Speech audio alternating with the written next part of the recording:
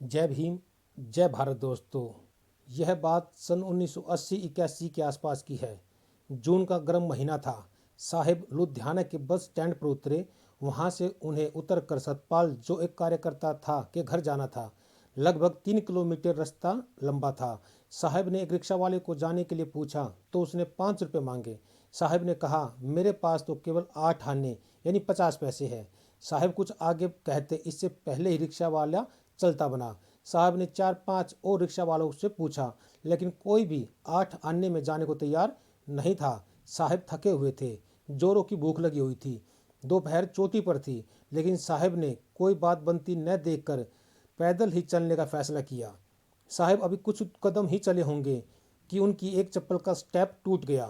साहिब जरा रुके और सोचा, अब क्या किया जाए। यदि शाम होने तक इंतजार किया तो लेट हो जाऊंगा। साहब ने एक पैर बिना चप्पल के पहने ही पैदल पैदल चलने का फैसला किया। चप्पल की हालत खस्ता हो चुकी थी। दूसरी चप्पल ने भी सतपाल के घर से कुछ दूरी पर साथ छोड़ दिया। पास से गुजरते हुए रिक्शा वाले ने जब साहब से पूछा तो उसने 1.5 रुपये मांगा।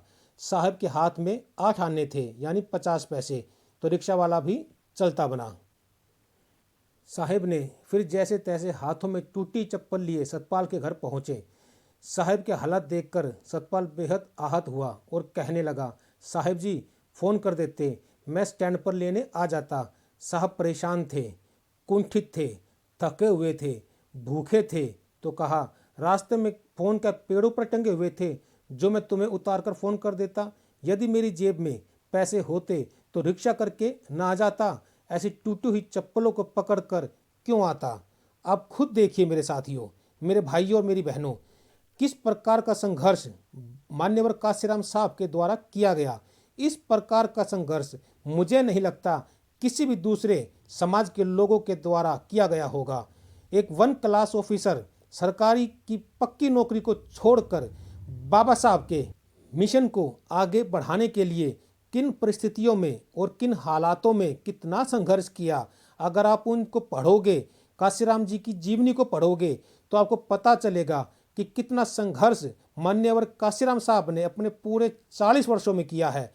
जो मैं किताब पढ़ रहा हूँ, इसमें काशीराम के जीवन के संघर्षों से जुड़ी हुई कहानियों का जिक्र है और उन्हीं में से एक ये कहानी है। हमारा फर्ज बनता है पढ़े लिखे समाज का, हमारा फर्ज बनता है बहुजन समाज के उन लोगों का जो सरकारी नौकरी पर लगे हुए हैं, जो आरक्षण से अपना फ़ायदा उठाकर अपने जेबों को भर रहे हैं, अपने बीवी बच्चों में खुश है। उनका फर्ज बनता है कि बाबा साहब के और मान्यवर काशीराम साहब के मिशन को और आगे लेकर चले, अपने बहुजन समाज को संगठित करे, बहुजन समाज को लोकतंत्र, संविधान और भारत के बारे में जानकारी दे और संविधान में दिए गए अधिकारों के बारे में बताए, लोकतंत्र की महत्वपूर्ण भूमिका के बारे में बताए, न्याय प्रणाली के बारे में बताए। हमारा फर्ज बनता है इस मिशन को और आगे लेकर जाए।